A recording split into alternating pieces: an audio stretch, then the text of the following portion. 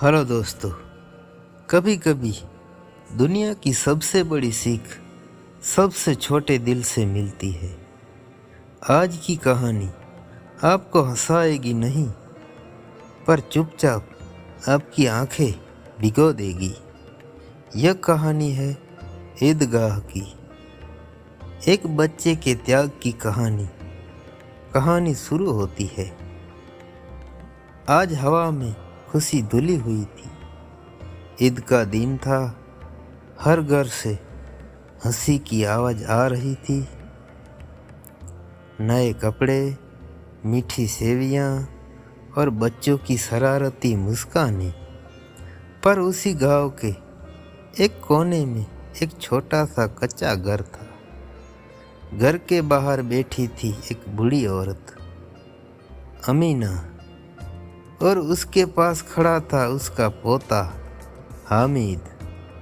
हामिद के माँ बाप इस दुनिया में नहीं थे। उसकी पूरी दुनिया बस उसकी दादी थी। 3 पैसे और बड़े सपने। दादी ने हामिद को बुलाया।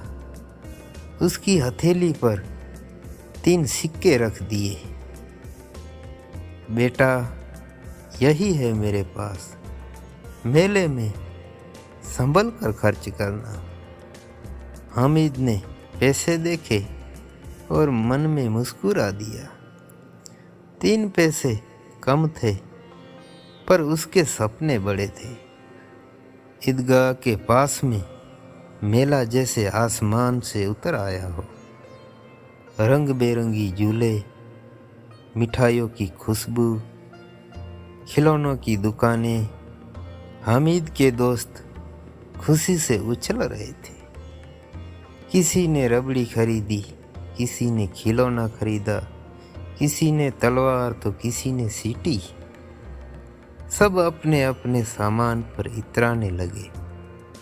किसी ने पूछा, हामिद तू क्या खरीदेगा? हामिद चुप रहा। उसकी नज़र मेले में नहीं, घर की ओर थी। हामिद को याद आ गई, दादी रोज रोटी बनाते समय कैसे उंगलियां जला लेती है। दादी दर्द छुपा लेती है, पर हामिद सब देख लेता है। मेले की चकाचौंध अब फीकी लगने लगी। चिमटे का चुनाव आया। तभी एक दुकान पर उसकी नज़र पड़ी।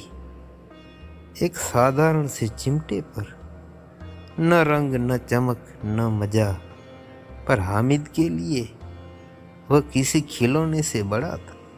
उसने 3 पैसे दुकानदार को दे दिए। दोस्त की हंसी।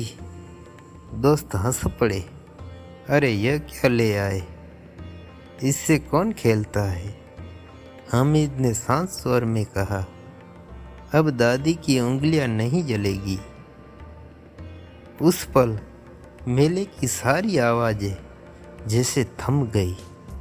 घर लौटते हुए हामिद का मन हल्का था। जेब खाली थी, पर दिल भरा हुआ। वह दौड़ता हुआ घर पहुंचा। दादी ने पूछा, बेटा क्या लाया?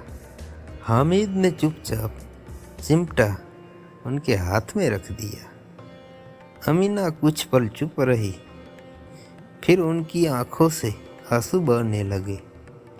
उन्होंने हामिद को गले लगाया। बेटा, आज मेरी असली ईद है। उस चिमटे में लोहा नहीं था, उसमें था प्यार। 3 पैसों में खरीदी गई सबसे कीमती चीज। सच्चा सुख खुद के लिए नहीं, अपनों के लिए सोचने में है।